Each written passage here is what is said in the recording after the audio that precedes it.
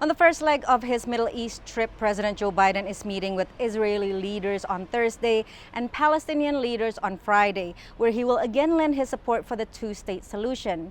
But really, the bigger goal of this trip is to bolster Israeli security against the threat of Iran, especially by encouraging deeper integration between Israel and its Arab neighbors through economic and military ties. Now, this will be the same message that the president will bring as he heads to Jeddah on Saturday to meet with Gulf leaders and also the Saudi king.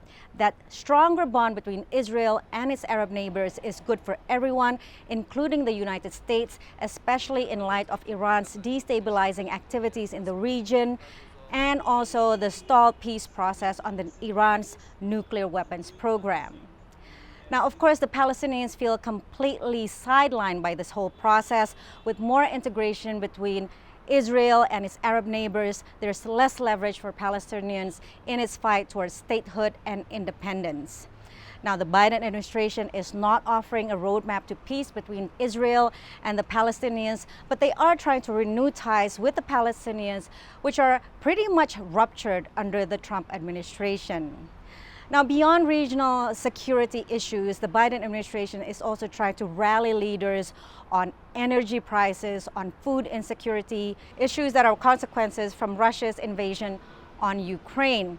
It's not an easy trip for Biden. In Israel, he's meeting with a caretaker government following the collapse of Naftali Bennett's coalition in June.